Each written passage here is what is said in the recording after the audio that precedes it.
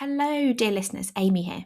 Just a note before we get into today's podcast. We are currently between studios, which means our sound might not be quite as pristine as usual, so our apologies for that. Hello and welcome to the Sifted Podcast. I'm Amy, Sifted editor, and today I'm joined by someone who'd fast become a champion of young founders across Europe. She is Kitty Mayo, CEO of Project Europe. The accelerator launched to much fanfare by Harry Stebbings and about 200 other entrepreneurs just over a year ago to support and invest in founders under the age of 25. And, if everything really works out, build Europe's next €100 billion companies.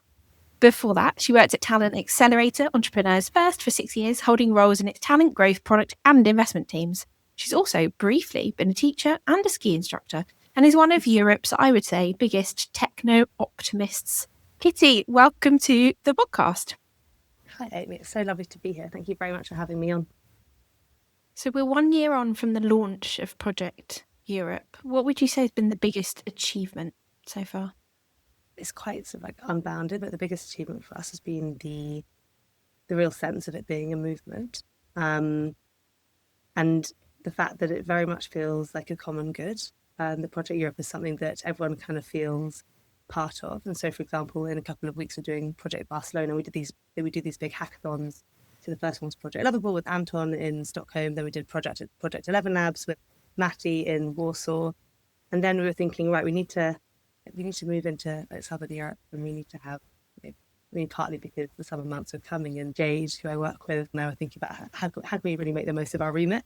But the next one is Project Barcelona, because there's no sort of current like superstar founder like Anton or Matty in Barcelona, but it seemed like a really, really, really, really vibrant ecosystem. And the amount of support we've had locally it's unreal. Like the people who are like inviting us into their spaces, who are like offering to set up different things, to volunteer, come spend their time, like take a few days off work to support us. And then also people from different cities saying like, please come and do Project Vienna, come and do Project Zagreb, whatever else, people wanting sort of us to bring the movement to them.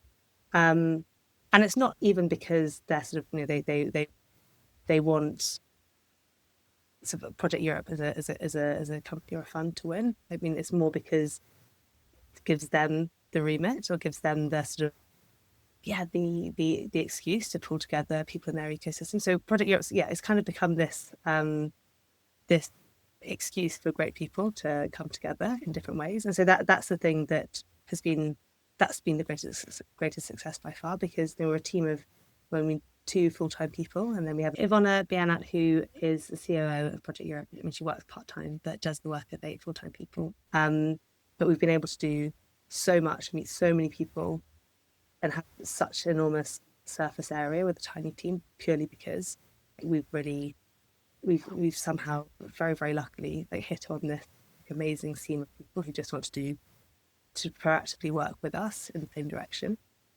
And you spend quite a lot of time, don't you, hosting these kind of hackathons, or you call them co-works, where you spend a bunch of time in a different city, and also going to events. We've been on, me and Sifted's podcast producer Mayo have been on stage with you at some of Europe's finest cities. What do you think is the best formula for kind of getting what's going on in an ecosystem, for kind of meeting the key people, for figuring out whether it's universities or companies, which are the kind of talent factories? Because I think that is something very special you're doing there. It's something I did when I joined Sifted 7 years ago. My first trip was also to Barcelona, so I was making the most of my remit as well. But there's something very different you get, don't you, when you're there and you meet a bunch of people in a sort of condensed period of time. What's the most important elements of that for you? I think the most important element is not limiting yourself to the things that feel important or high status. Because I mean, everyone who has helped, everyone who's sort of thinking about the same things as you, has already thought about the high status established centres for talent, so top universities, top talent hubs, the flashiest conferences, etc. Because I don't know, that there is yeah, there's a higher density of the sort of like serious grown-ups, but not necessarily a higher density of people we want to be meeting, who are these like high potential, hacky, like interesting young people, who also typically at that stage are kind of, they haven't really bought into the sort of like the status games and the hierarchies of the venture ecosystem. And so for us, what is most important is just like making sure that we spend our time talking to as many different people as possible. And actually, like, I mean, you end up having like some conversations where you're like, okay, well, this is a waste of both of our time. But usually you learn something. You learn something about the city. You learn something about like the education system. You learn something about like how someone's viewing a certain type of technology. And what was really interesting, the last couple of weeks, one of our newest cohort members had posted on TikTok. And now every time I talk about TikTok, I feel like I'm a million years old. But she'd posted a clip on TikTok talking about like follow along with me as I go through Project Europe. Because suddenly the Project Europe story was on TikTok, we had this crazy spike in application from people we would never, ever, ever have met. And people who had university, people who had gone to like dropped out of high school, but had started building. So their media diet was sort of like entrepreneurship content on TikTok, rather than they weren't using LinkedIn, because LinkedIn is literally set up for like traditional like status game of business networking. And I think we've got pretty good questions on our application form, so you actually learn a lot about the people and things they're doing and things they've done in their past, rather than a structured like CV type stuff. And we've met some extraordinary people who, like, there's no way that any kind of intentional search would have found them, because they defy all conventions. They've got nothing typical about them. And then also, I guess the other thing that's been very helpful is just getting to know a couple of people who can give you the local map of the territory, who can point you in the right directions. They have to be, you have to really trust their judgment as well, because like some people have terrible instincts, or they'll point you in the direction of kind of the things that were that held a lot of social currency like 2 or 3 years ago, that are now completely just swamped with the wrong kind of people. But we're gradually over time, we're building up a really great network of people who kind of get it. And Jade and I have this heuristic of like, some people get it, some people don't get it. And like, actually, the people who get it can't teach the people who don't get it, like, how to get it. And like, no one quite knows what it is. And that's why it's impossible to tell. And so we just have like a bit of a mental database of people who get it, who can give us a bit of a sense of where we should be spending our time. What's the most telling question on the application form for Project Europe? I'd say that there are two. One is we ask like, what progress have people made so far with the thing they're building? And like, progress is obviously defined in loads of different ways. But the thing that kind of kills everything dead is when people say like, they've been working on this thing for 2 years and they're still kind of in like, we're just teeing up to launch the MVP. And there's nothing about like what they've learned from customers. There's nothing about like sort of the experiments they've run. And that's super revealing. And so you can read things where you're like, this is so intellectually compelling. This makes sense. This is all very, very good. But then you realize that in 2 years, they've done nothing to do with customers. And you think, well, actually, this is not a founder. This is like someone who wants to think deeply about products, but not really engage with the actual people who are going to be buying it. And then the other is we ask people like what another sustained interest or passion of theirs has been. Honestly, people are remarkable. You get everything. I mean, get everything from elite athletes to like incredibly talented artists to people with some like weird and unique fascinations with niche parts of history. And I'm just incredibly nosy, so getting to kind of like see under the hood of other people's brains is fascinating. But most of our interviews, at least the first interview, we barely touch on the company. We'll talk pretty much only about the person. And because these are young founders we're working with, like, we have very few data points on them as a business builder, or yes, lots of them have started like doing like entrepreneurial things from a young age, but like typically they haven't. And so our job is to really kick the tires on like who they are. Like, are they earnest? Have they set out to do things in the past that were brave and ambitious, and have they like carried it through, or is this just them jumping on a hype train? And that's really fun. Our job is just to be a bit nosy and learn about people. Sounds like the job of a journalist. It is. Yeah, it's fun, isn't it? You said before we came on air that you have been reflecting on the first year of Project Europe. What's been the most unexpected challenge?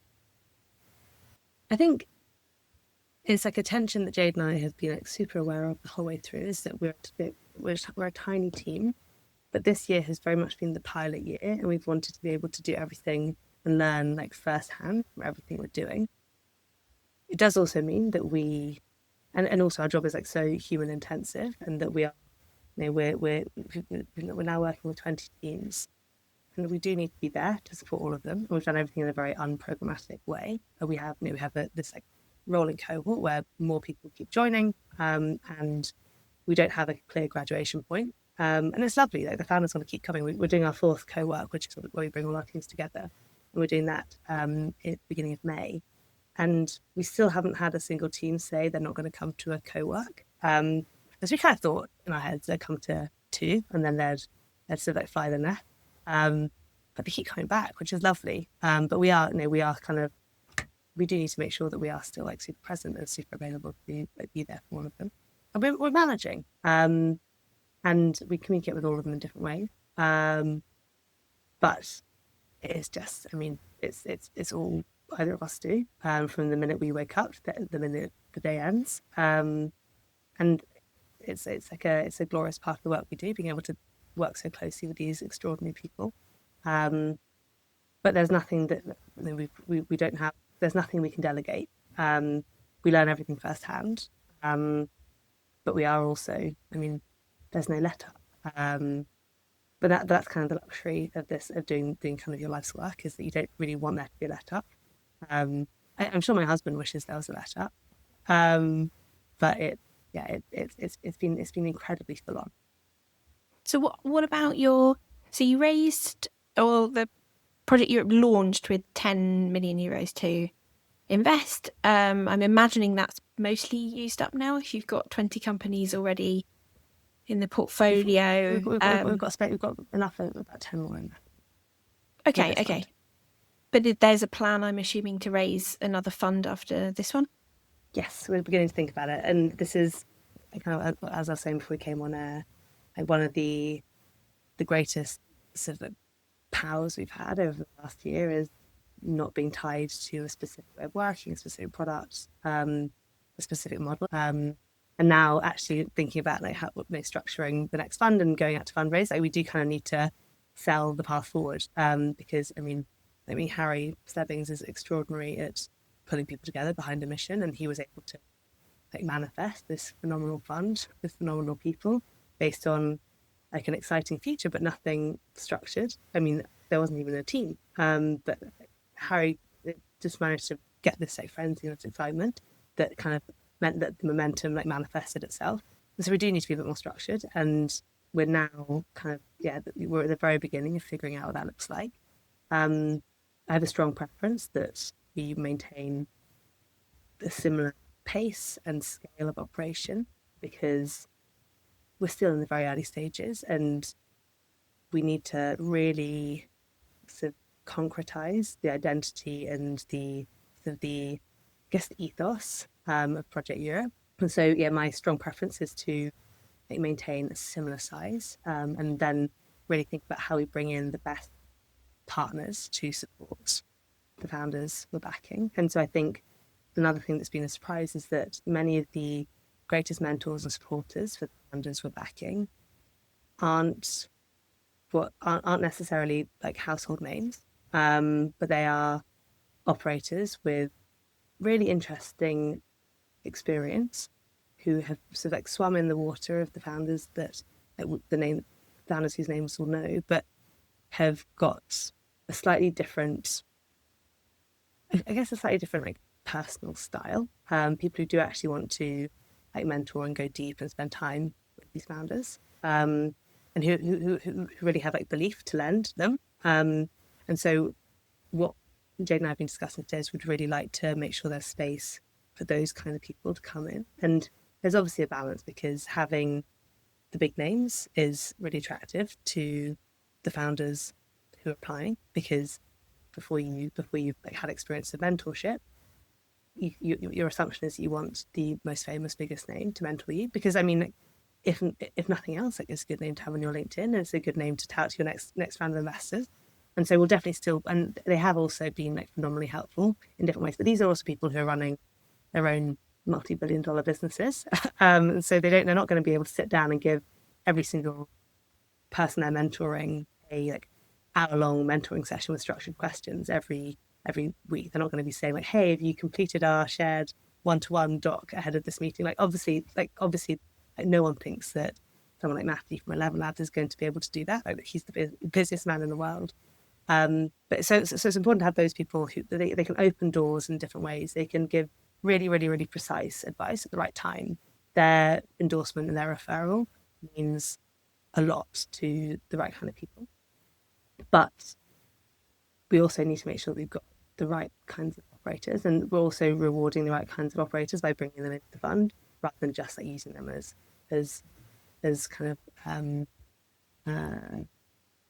don't know, like agents out in or scouts out in the ecosystem, because these people are also like, they're so willing to give their time like freely and proactively because they really care in the mission. But it feels pretty important to us that we bring them into this as part of the team as well.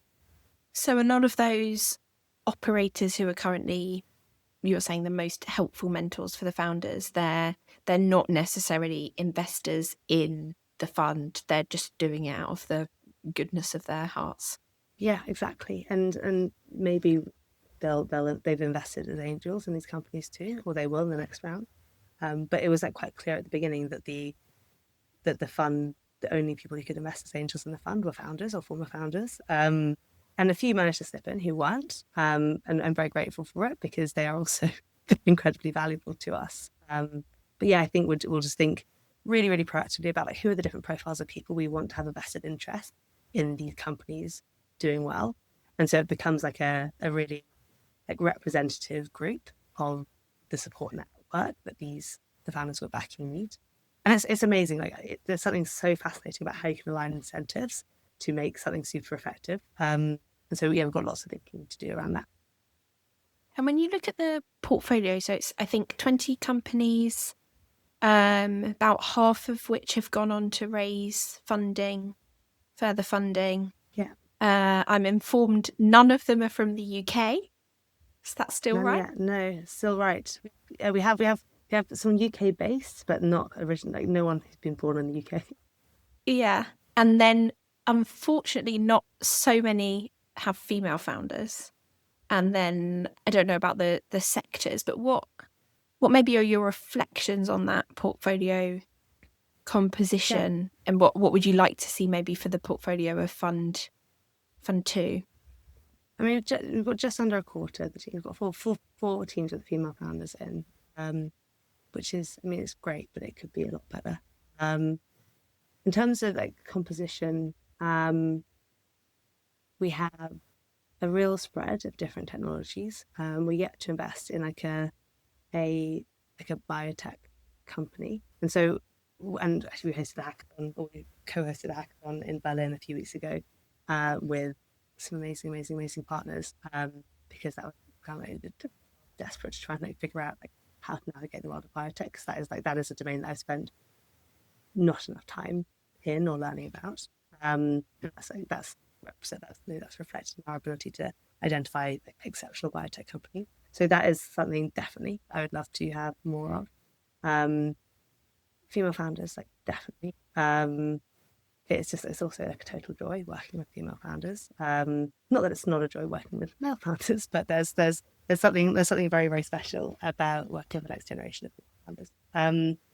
And I kind of naively, I hope that as we bring more female founders in, the flywheel will increase. And then the other thing that has been really noticeable for this cohort is we have like a very broad spread of different domains, but there's a strong proportion, I'd say maybe 60 or so percent, that has some kind of, that is like only 1 degree separated from the physical world. And this is something that we notice a lot with the kind of applicants we get, and maybe this is because we've invested in hardware companies, and so like that's kind of the flywheel starts spinning, or because actually a large proportion of young founders have thought, well, I mean, the AI race, or was it the foundational AI race, is kind of, so it's out of the gates and like way ahead. Maybe the thing for us to work on where we feel like we can actually move the needle is something that brings that into the physical world. But we have lots of founders who want to do like hands-on stuff that impacts like the world we live in.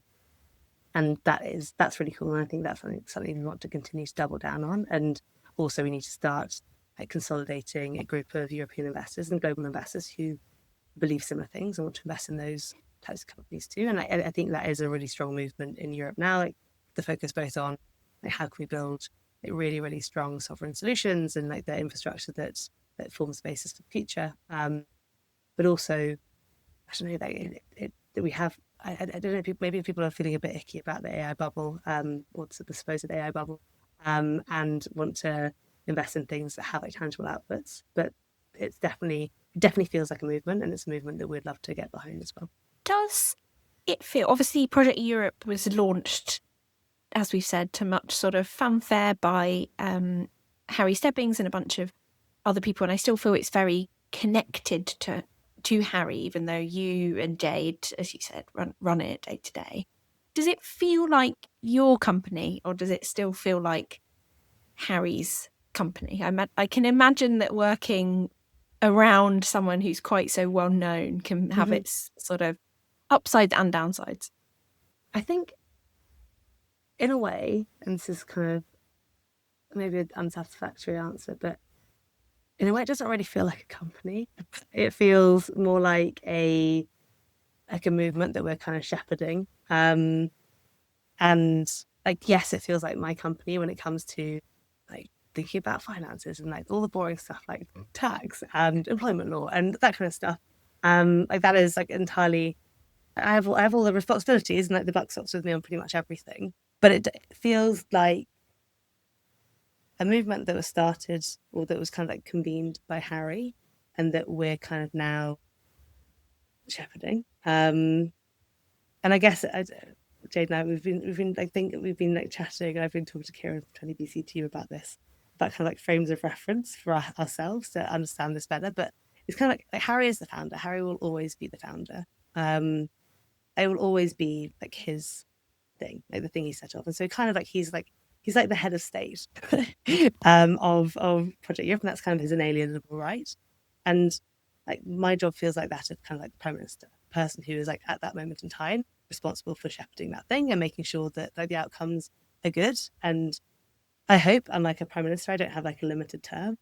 But maybe like long term, that's the thing that works, is that I don't know, I do a 6-year, 7-year term, and then pass on to someone who's like closer to the movement where it's happening, because you know, in 7 years time I'll be like pushing 40, and maybe I'll be like, maybe people will be like, right, Kitty to move on, she's so out of touch, who knows. The thing that feels like more important to me than sort of like my, and again this sounds almost like falsely self-sacrificial, but like the movement matters so much more to me than my role within it. And maybe that's a very fluffy answer, but it doesn't feel like a company in a traditional sense.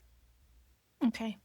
And again, this may be a bit of an unfair question, but Project Europe is run by 2 women, but its backers are overwhelmingly men, the investors are overwhelmingly men, the VC partners who are on the investment committee are all, correct me if I'm wrong, men, and most of the founders that have been backed are men. Why, Kitty, aren't you on the investment committee?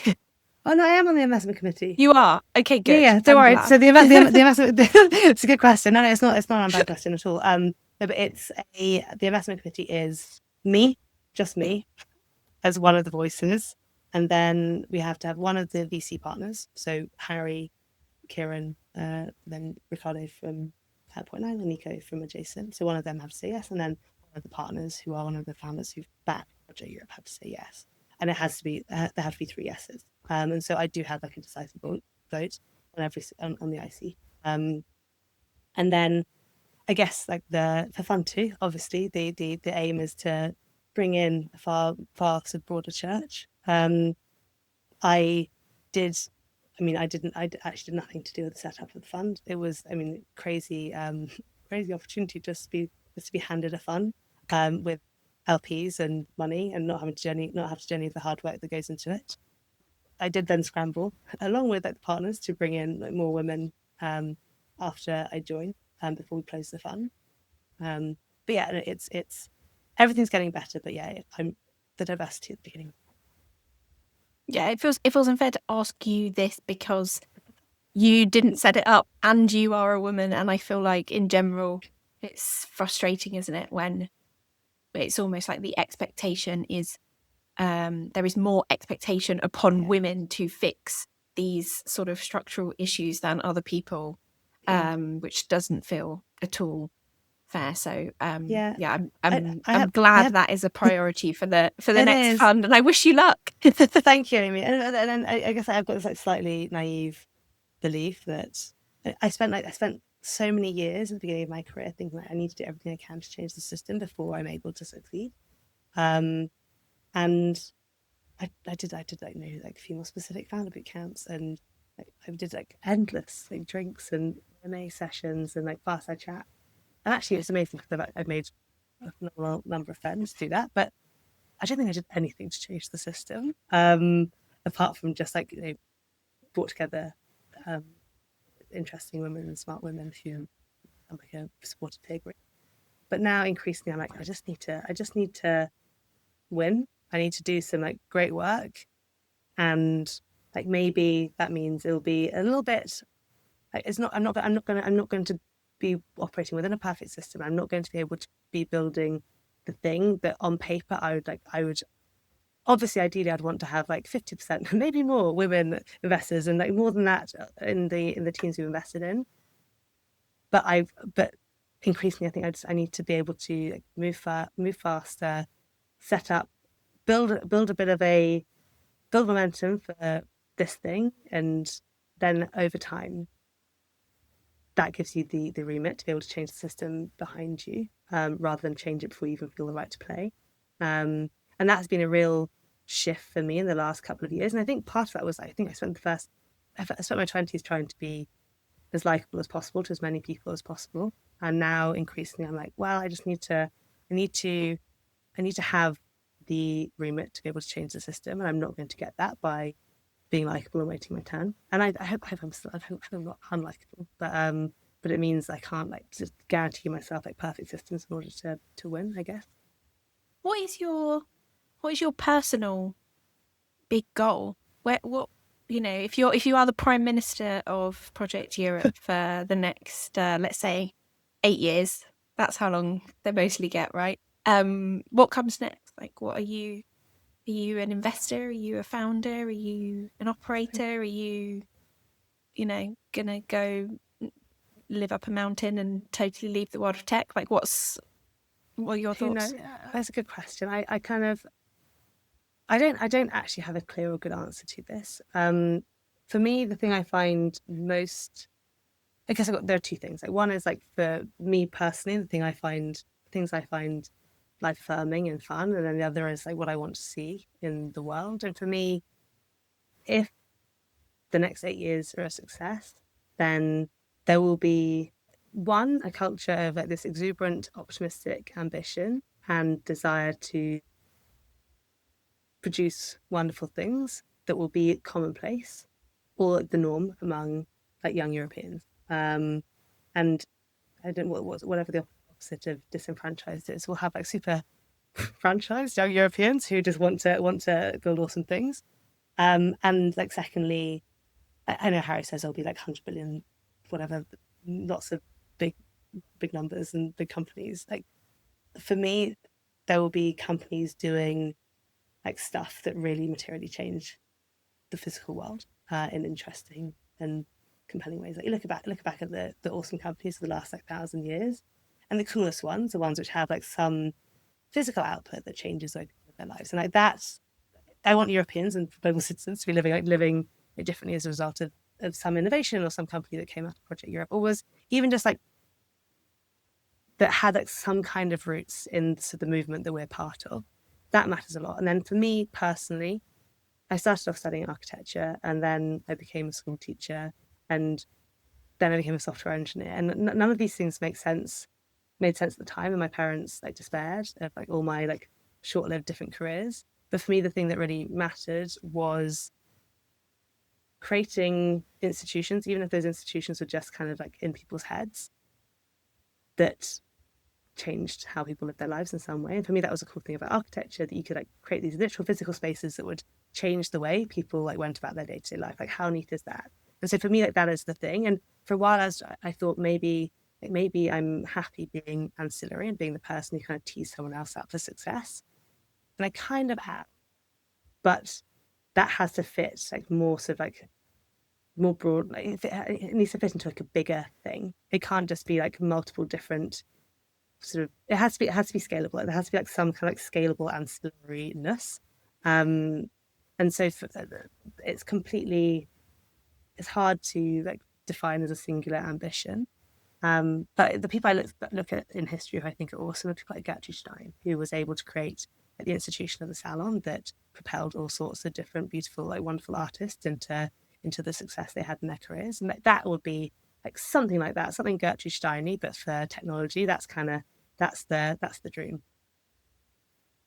You mentioned how this sort of positivity around Europe is important, and it feels very much like we're in a kind of pro-Europe moment, or at least if you spend enough time on certain parts of LinkedIn, it feels that way. But it's also kind of pro very hard work, and pro what can sometimes veer into things that seem much less healthy to me, like posts that I'm not sure whether they're a joke or not, but about how, I can't date until I reach my Series B, or, glorifying a complete inability, just not sleeping at all, which if you've read certain books, you will know is very, very important for our long-term health, or being very anti sort of having any sort of social life outside of company building. What do you kind of make of that, and where do you think, I don't know, the right balance is on? We want to be positive, and we want to kind of promote Europe as this great place to build companies and work,